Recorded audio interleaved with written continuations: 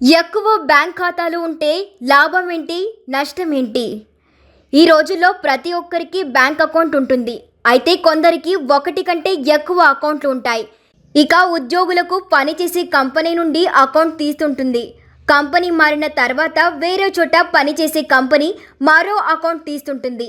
ఇలా కంపెనీ మారినప్పుడల్లా అకౌంట్ తీస్తుంటే ఇతర కంపెనీలు తీసిన అకౌంట్లను మర్చిపోతుంటారు. వాటిని వాడకాల్లో ఉంచుకోరు. ఉద్యోగాలు మారినప్పుడు వేరే బ్యాంక్ ఖాతాను సృష్టించాల్సి రావచ్చు. ప్రభుత్వ ప్రయోజనాలను కూడా పొందేందుకు ప్రత్యేక ఖాతాను సృష్టించాల్సి ఉంటుంది.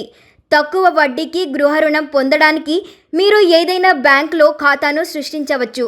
ఇలా చాలామందికి వివిధ రకాల కారణాల వల్ల ఒకటి కంటే ఎక్కువ బ్యాంక్ ఖాతాలు ఉంటాయి. అయితే ఎక్కువ ఖాతాలు ఉండటం వల్ల లాభమా, నష్టమా అనే విషయాలు మనం తెలుసుకుందాం.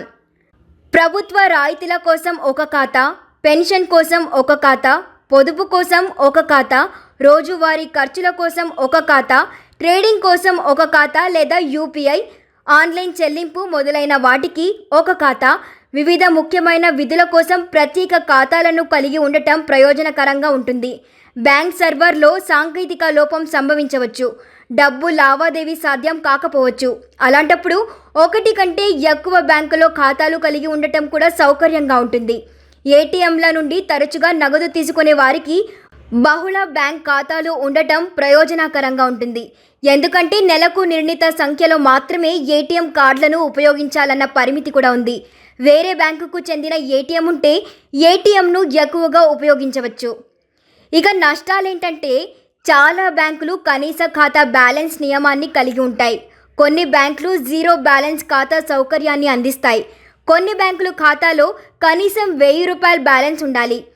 ఇక కొన్ని బ్యాంక్ ఖాతాలో కనీసం 10,000 రూపాయల బ్యాలెన్స్ ఉండాలి. మీకు ఒకటి కంటే ఎక్కువ బ్యాంక్ ఖాతాలు ఉంటే మీరు వాటన్నిటినీ ఉపయోగించాల్సిన అవసరం ఉండకపోవచ్చు. వివిధ కారణాల వల్ల కొన్ని ఖాతాలు తాత్కాలికంగా నిలిచిపోవచ్చు. అలాంటి ఖాతాలు యాక్టివ్గా లేని ఖాతాలుగా మారవచ్చు.